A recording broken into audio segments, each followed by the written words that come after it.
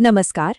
आज बात करते हैं उत्तर प्रदेश लोक सेवा आयोग यानी यूपीपीएससी की तरफ से आई एक बहुत बड़ी भर्ती की घोषणा के बारे में।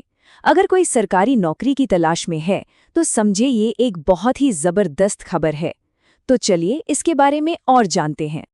तो सबसे पहले ये नंबर देखिए, 2158। जी हाँ, 2158। ये कोई छोटा मोटा आंकड़ा नहीं है, ये है कुल खाली पदों की संख्या। मतलब सच में एक बहुत बड़ा मौका है ये। अब सवाल ये उठता है कि ये 2158 पद आखिर हैं कहाँ? तो देखिए, ये भर्तियां उत्तर प्रदेश के 10 अलग-अलग सरकारी विभागों में निकली हैं। ये एक तरह से राज्य की सरकारी सेवाओं को और भी मजबूत करने की एक बड़ी कोशिश है। तो चलिए अब इस भर्ती के सबसे जरूरी हिस्से पर आते हैं कि आखिर ये मौके असल में किन-किन विभागों में हैं। देखते हैं। अच्छा, अब इसमें जो एक दिलचस्प बात है वो देखिए, नौकरियों का जो सबसे बड़ा हिस्सा है, करीब 41%, वो सामुदायिक स्वास्थ्य के क्षेत्र में है। इसके बाद नंबर आता है पशु चिकित्सा सेवाओं और स्वास्थ्य सेवाओं का। इससे साफ पता चलता है कि सरकार का फोकस पब्लिक हेल्थ के इंफ्रास्ट्रक्चर को मजबूत करने पर है। और यहाँ पर तो तस्वीर और भी साफ हो जाती है। सबसे ज्यादा 884 पद सामुदायिक स्वास्थ्य चिकित्सा अधिकारी के लिए हैं और ठीक इसके बाद 404 पद पशु चिकित्सा अधिकारी के लिए। मतलब ये टेबल सीधे सीधे बता रही है कि सबसे ज्यादा मौके कहाँ पर हैं। और रुकिए, बात सिर्फ यहीं तक नहीं है। इन बड़े पदों के अलावा भी डेंटल सर्जन, ड्रग इंस्पेक्टर और यहाँ तक कि लीगल एग्जामिनर जैसे कई स्पेशल पद भी हैं।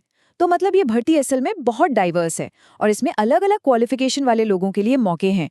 ठीक है, तो अब जब ये पता चल गया है कि मौके कहाँ-कहाँ हैं, तो चलिए अगले जरूरी सवाल पर चलते हैं।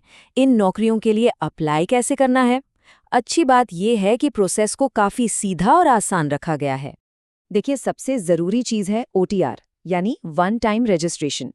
ये एप्लीकेशन प्रोसेस का पहला और सबसे जरूरी स्टेप है। ये अनिवार्य है। तो जिन लोगों ने अभी तक OTR नहीं किया है, उन्हें सबसे पहले यूपीपीएससी की वेबसाइट पर जाकर इसे पूरा करना होगा। वहीं से OTR नंबर मिलेगा और उसके बिना आगे का फॉर्म नहीं भरा जा सकता। तो पूरी प्रक्रिया को आप इन 3 आसान स्टेप्स में समझ सकते हैं। पहला, OTR पूरा करके नंबर लेना। दूसरा, ऑनलाइन एप्लीकेशन फॉर्म भरना और फीस जमा करना। और तीसरा, अगर कोई गलती हो जाए तो करेक्शन विंडो का इस्तेमाल करना। एक और बहुत जरूरी बात है जिस पर ध्यान देना होगा, ये पूरा का पूरा प्रोसेस सिर्फ और सिर्फ ऑनलाइन है। कोई ऑफलाइन फॉर्म या किसी और तरीके से पेमेंट बिल्कुल नहीं चलेगा। सब कुछ सिर्फ ऑफिशियल यूपीपीएससी पोर्टल पर ही करना है। चलिए अब बात करते हैं टाइमलाइन की, क्योंकि कितना भी अच्छा मौका क्यों न हो, अगर सही समय पर अप्लाई नहीं किया तो हाथ से निकल सकता है। तो ये तारीखें बहुत जरूरी हैं, इन पर खास ध्यान देना होगा। तो देखिए, एप्लीकेशन प्रोसेस 22 दिसंबर से शुरू हो ही चुकी है।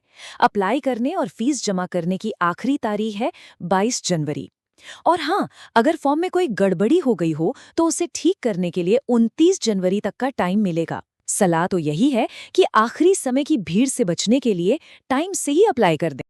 तो एप्लीकेशन प्रोसेस तो सीधा सा है, लेकिन चलिए अब जरा बड़ी पिक्चर देखते हैं कि आखिर ये भर्ती अभियान इतने बड़े लेवल पर इतना जरूरी क्यों है। बात सिर्फ नौकरियों की नहीं है, इसके पीछे एक बड़ा मकसद भी है। इस भर्ती का जो स्ट्रैटेजिक फोकस है वो एकदम साफ है और इससे पता चलता है कि सरकार की प्राथमिकताएं क्या हैं। ये भर्तियां पब्लिक हेल्थ के इंफ्रास्ट्रक्चर को मजबूत करने, पारंपरिक चिकित्सा जैसे कि आयुर्वेद और होम्योपैथी को आगे बढ़ाने, राज्य में जानवरों के लिए स्वास्थ्य सेवाओं को बेहतर बनाने और फूड सेफ्टी को मजबूत करने पर केंद्रित हैं। मतलब ये सिर्फ नौकरियां नहीं हैं, बल्कि ये राज्य की सेवा में एक अहम भूमिका निभाने का मौका भी है। तो कुल मिलाकर बात ये है कि ये उन सभी के लिए एक सुनहरा मौका है जो उत्तर प्रदेश में एक स्टेबल और अच्छी सरकारी नौकरी चाहते हैं। ये मौका सिर्फ एक करियर ही नहीं देता, बल्कि राज्य के विकास में अपना योगदान देने का एक जरिया भी है। तो आखिर में ये सवाल सोचने वाला है, इतनी सारी वैकेंसीज और इतने तरह तरह के रोल्स के साथ क्या ये वाकई वो करियर बदलने वाला मौका हो सकता है जिसकी कई लोग तलाश कर रहे थे? ये निश्चित रूप से एक बहुत बड़ा मौका है जिस पर गंभीरता से सोचना बनता है।